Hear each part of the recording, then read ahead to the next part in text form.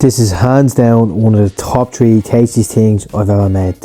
The flavours are unbelievable. The Korean style pork mince has become a bit of an obsession of mine lately. I honestly can't wait to make this again. I can't wait for you to try it.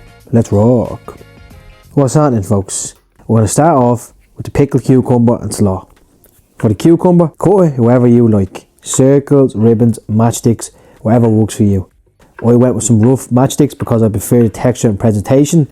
And don't worry about perfect knife skills here. As you can see, mine were pretty shit for this. You want to just try to keep everything roughly the same size.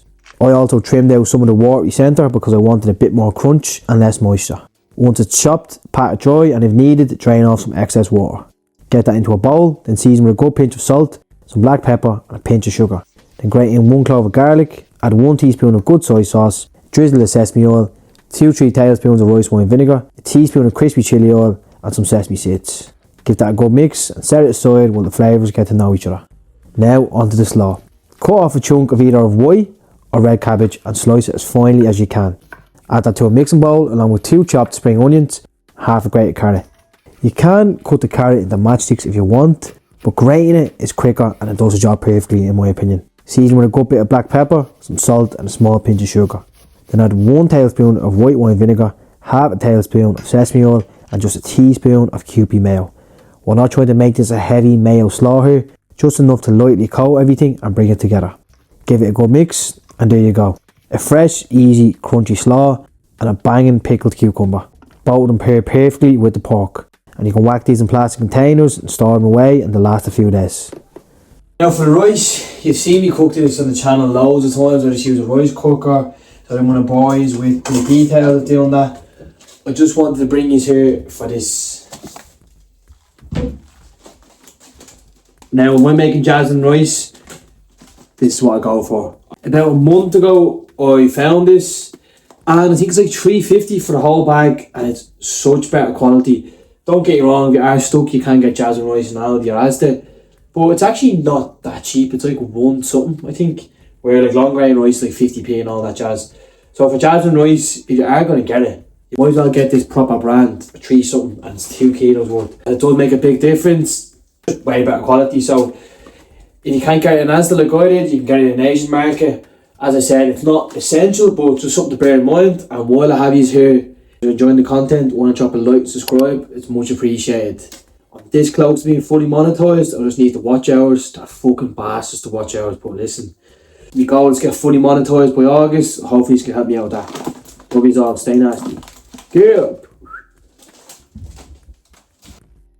Next up, we're making a quick sauce that'll be the base of the burrito and something to drizzle over the top at the end and to save for other things in the future. Sorry if I sound a bit stuffy, folks. The hay fever is absolutely kicking the bollocks out of me.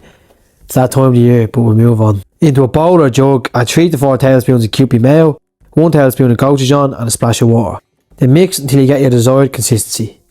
Add a bit more mayo if needed, and of course you can use regular mayo or light mayo if you want, but highly recommend getting the kewpie. It's the best mayo of all time, hands down. I know it's not the most macro friendly thing in the world, but sure look, everything in moderation is fine. Life's all about balance. Now for the sauce that I glazed the pork. Into a bowl, grate 1 thumb-sized piece of ginger, add 2-3 cloves of garlic, add 1 teaspoon of sesame oil, 1 tablespoon of dark soy sauce, 1 tablespoon of gochujang, a small splash of light soy and a splash of water. Give that a mix. And that's all your prep sorted. All we have to do now is just cook the pork. So to start that off, slice up 1 white onion wherever you'd like. You can get that into a pan or a pot or wherever you're using on medium to high heat. Season the onions with a little bit of salt and black pepper and a splash of water and let it soften down. Once it's softened and picked up a nice bit of colour, crumble in 150 to 200 grams of pork mince. Now I use 5% fat mince for this. Make sure you season the pork, break up and let it get some nice colour and crust. Once you're happy with it, pour in the sauce and add 1 finely sliced green onion. Give everything a good mix and let the sauce reduce until it's thick, sticky and glossy. Finish with a little small pinch of MSG for that extra flavour boost. Add however much cooked rice you think you need. If you end up with a bit of extra filling, just stick that in a container and save for another day. It's no harm. Add some cheese if you fancy it. I went with a little mix of mozzarella and red Leicester. Now it's time to assemble this sexy thing. Grab yourself an XL tortilla and start off with a layer of sauce. Add your cabbage slaw, then pile on the pork and rice mixture. Then top it with your pickled cucumbers and a little more sauce. Now it's time to roll this beast up. Fold both sides into the centre, bring the bottom over and keep tucking everything as you roll. Take your time and do it with confidence. Once it's rolled, go that extra step and toast it. I toasted mine in a little teaspoon of butter and some crispy chilli oil over a low heat. You don't want to burn the crispy chilli oil. This adds so much flavour, colour and gives that tortilla a beautiful crispy finish and seals it properly. Now you might be tempted to skip this part, but trust me, it's worth it. Wrap it in foil to tighten everything up, slice it in half, admire that cross section and drizzle over a little more sauce and get stuck in.